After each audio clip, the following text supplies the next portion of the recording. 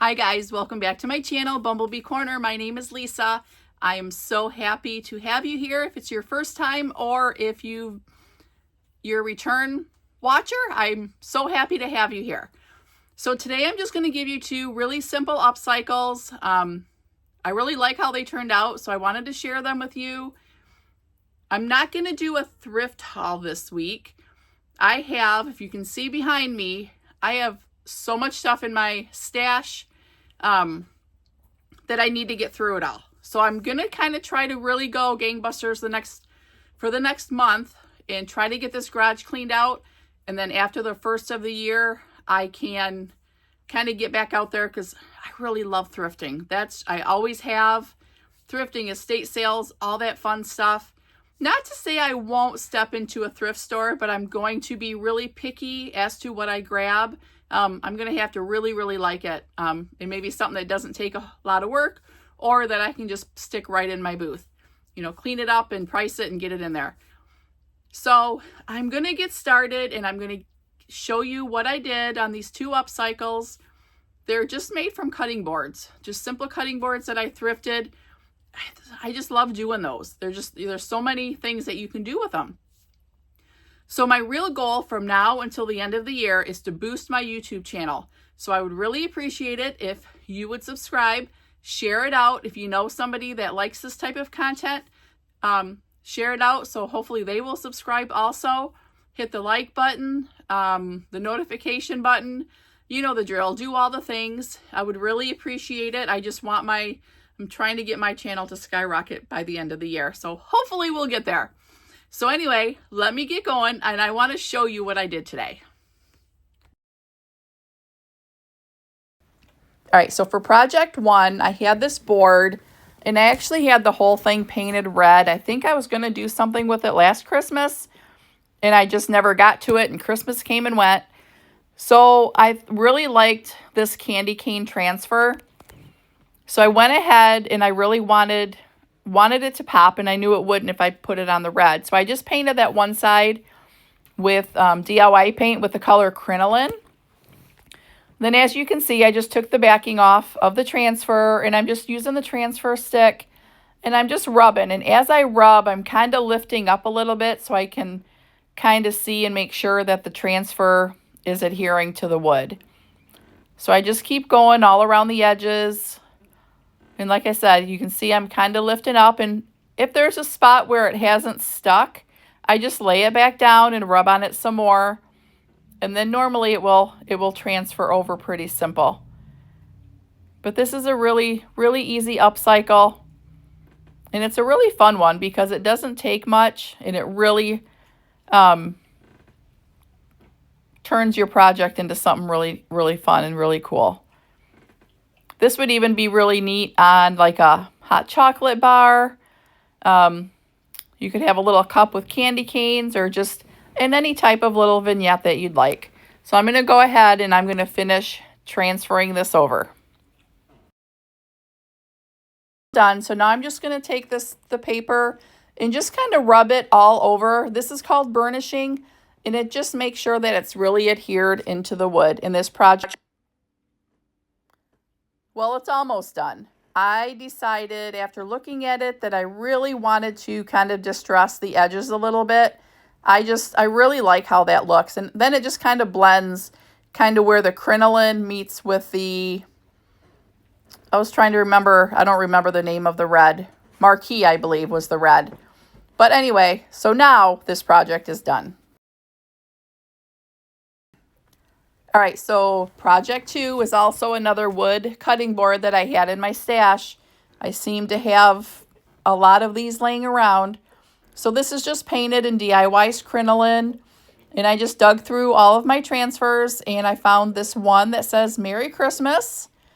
And I found the Santa Claus and the Christmas tree, and I just thought it looked kind of cute together. So I'm doing the same thing as I'm transferring. Just rubbing with my transfer tool, and I just lift up to make sure that the transfer is adhering to the wood. So I'm going to go ahead and do the Santa Claus. Same thing, and it's transferring over really easy, so that's always nice. Sometimes you gotta give it a little more elbow grease and rub a little bit harder, but doing the same thing, just burnishing that transfer into the wood. And I just thought this was turning out really cute.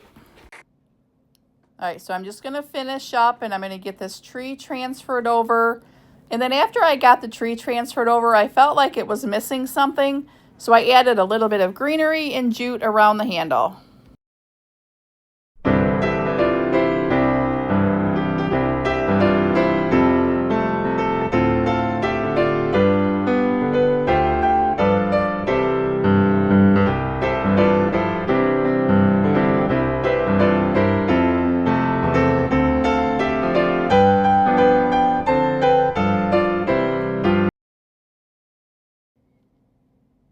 All right, so I guess I have 3 projects. I don't have 2 like I had said earlier. So this one is another cutting board. So I'm just gonna go ahead and I'm getting it all painted in DIY's Monet's Garden. This is a really nice Christmas color. So let me go ahead and get this all painted for you. And then I'll come back and I'll show you what my next step is. All right, so I have it all painted. And I'm using this, I believe this was called Holiday Plaid. It came in Sonnet's Maker's Box for November. So I just kind of cut a piece out that would fit on the board. I just wanted to make sure I have it nice and straight. And I'm using liquid patina from DIY as my decoupage medium. So I'm just gonna go ahead and add a little, they call it a starter strip, just up at the top so I can get the paper set, and that way I know it's not going to move on me and I can get the rest of it done. I do mist the paper a little bit. It just helps kind of loosen up the fibers, and it really helps not have as many wrinkles. I used to get so many wrinkles that I didn't decoupage very often because of it, but now that I've learned this technique, it makes it so much easier. So after I get it laid down, I'm just going to put a little bit on the top. That just helps adhere it down. And then I just keep moving on down. So let me go ahead and I'm going to finish up that part. All right, so here I finished up decoupaging and it's completely dry. You want to make sure it's completely dry before you do this step. So I'm just going to go in a downward motion using my little finger sander, which this is probably one of my favorite tools. Just going to go around and sand all that overhang off. And like I said, you want to do a downward motion because that just gives you a nice, clean, finished edge. So let me go ahead and I'm going to finish doing this.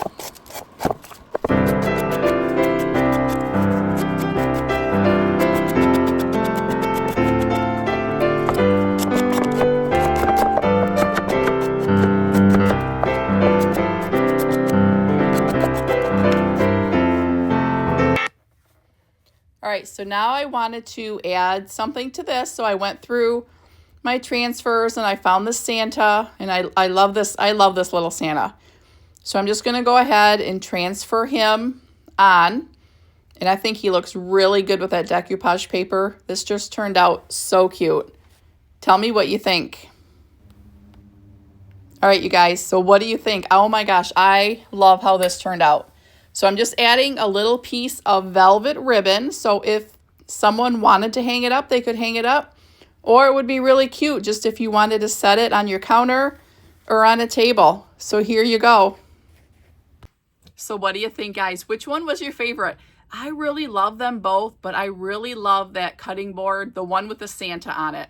I think that's my favorite, and I'm going to have a hard time putting it in my booth, but I'm going to. And I still have some of that paper left, the plaid paper that was in Sonnet's Maker's Box this month. I have some more, and I'm sure I can find another Santa transfer. So I think I'm going to try to make one for myself. I'm sure I have something in my stash. So anyway, let me know in the comments which one you like the best. And as always, subscribe, like, share, hit the notification button, and I will see you next time. Thanks.